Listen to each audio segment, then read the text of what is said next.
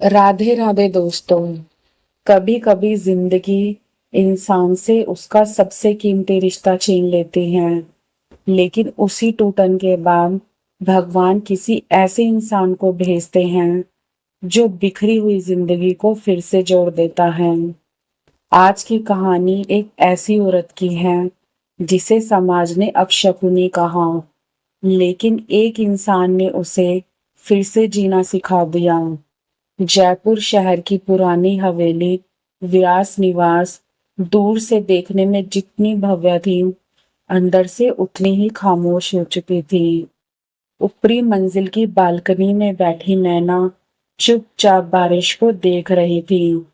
उसकी गोद में अधूरी स्वेटर पड़ी थी, जो पिछले 2 सालों से अधूरी थी, क्योंकि जिसके लिए वह स्वेटर बन रही थी, उसके पति आरव अब इस दुनिया में नहीं थे। एक फैक्ट्री हादसे ने उसकी पूरी जिंदगी बदल दी थी। उस दिन के बाद नैना ने रंगीन कपड़े पहनना छोड़ दिया, हंसना छोड़ दिया और गाना भी छोड़ दिया। अब उसकी दुनिया सिर्फ उसके 2 बच्चे थे, 10 साल की परी और 6 साल का लक्ष्य। मम्मी, लक्ष्य ने मेरी ड्राइंग फाड़ दी। परी की आवाज सुनकर नैना अपने ख्यालों से बाहर आई। लक्ष्य डरकर पर्दे के पीछे छिपा हुआ था। नैना ने दोनों बच्चों को गले लगाया और मुस्कुराने की कोशिश की, लेकिन उसकी आंखों का दर्द बच्चे भी समझने लगे थे। तभी नीचे से आवाज आई, नैना बहू, नीचे आए, तुम्हारी ताई सास आई हैं। नैना का चेहरा उतर गया। कुसुम ताई, जो हर बार घर में अशांति छोड़ जाती थी। बैठक में बैठते ही उन्होंने लंबी सांस भरी। हाय राम, इतनी कम उम्र में विधवा हो गई बेचारी। फिर धीरे से बोली, वैसे रघुवीर जी, कब तक इसे घर में बिठा कर रखोगे? लोग बातें बनाने लगे हैं। नैना चुप रही, लेकिन तभी कुसुमताई की नजर दीवार पर लगी आरव की तस्वीर पर गई। और वो बीमा वाला पैसा, उसे कहीं निवेश कर दो। मेरे बेटे विनय का बिजनेस शुरू होने वाला है। अब नैना सब समझ चुकी थी। तभी भारी आवाज गूंजी, नैना किसी पर बोझ नहीं है। रघुवीर जी सामने खड़े थे। ये इस घर की बहू नहीं, बेटी है। कमरे में सन्नाटा छा गया।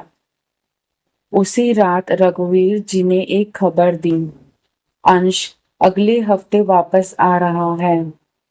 नैना के हाथ रुक गए। अंश, आरव का छोटा भाई, जो पिछले 3 सालों से हिमाचल में डॉक्यूमेंट्री फिल्में बना रहा था। मस्त मौला, जिद्दी और दिल का बेहद साफ। अगले हफ्ते जब अंश घर लौटा, तो हवेली में जैसे फिर से सांसें लौट आई। बच्चे उसके पीछे पीछे घूमते और वह उन्हें पहाड़ों और जंगलों की कहानियां सुनाता, लेकिन उसकी नजर बार बार नैना पर चली जाती।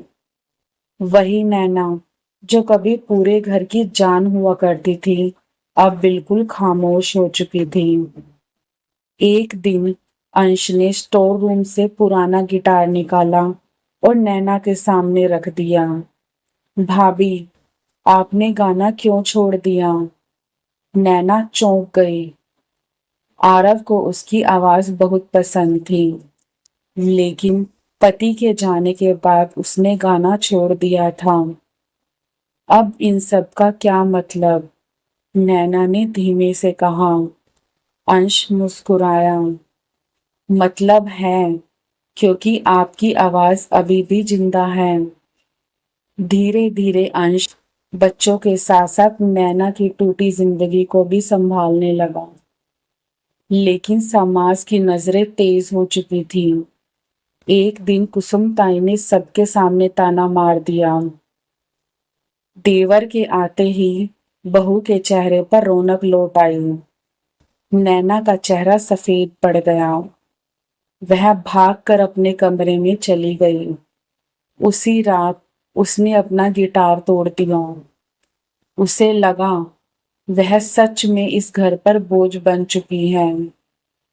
लेकिन उसी रात रघुवीर जी ने अंश से कहा, अगर तू चाहे तो नैना और बच्चों का हाथ थाम ले। अंश चौंक गया। पापा, मैंने कभी भाभी को उस नजर से नहीं देखा। रघुवीर जी मुस्कुराए। रिश्ते सिर्फ नजरों से नहीं, जिम्मेदारियों से बनते हैं बेटा। कुछ दिनों बाद नैना मंदिर के पीछे अकेली बैठी रो रही थी। तभी अंश उसके पास आया। आप हमेशा दूसरों के लिए जीती रही भाभी, कभी अपने लिए भी जी लीजिए। नैना की आंखें भर आई। समाज जीने नहीं देगा अंश। अंश हल्का सा मुस्कुराया। समाज ने कब किसी को चैन से जीने दिया है। फिर उसने धीरे से कहा, मैं आपको अपनाकर कोई एहसान नहीं कर रहा। सच तो ये है, मैं खुद अधूरा हूँ आपके और बच्चों के बिना। नैना फूट फूट कर रो पड़ी। बरसों बाद किसी ने उसके सफेद कपड़ों के पीछे छिपी औरत को देखा था। कुछ महीनों बाद व्यास निवास फिर से रोशनी से जगमगा उठा। बहुत सादगी से नैना और अंश का विवाह हुआ। नैना ने वही हल्की गुलाबी साड़ी पहनी जो आरव ने उसे आखिरी सालगिरह पर दी थी। फेरे लेते वक्त उसकी आंखों में आंसू थे, लेकिन इस बार वो दर्द के नहीं, एक नई शुरुआत के थे। कहानी खत्म करने से पहले बस एक बात याद रखिएगा दोस्तों, किसी को अकेलेपन में छोड़ देना सबसे बड़ा अन्याय होता है। अगर कहानी ने आपका दिल छुआ हो तो वीडियो को लाइक ज़रूर कीजिएगा और चैनल को सब्सक्राइब करना मत भूलिएगा। धन्यवाद।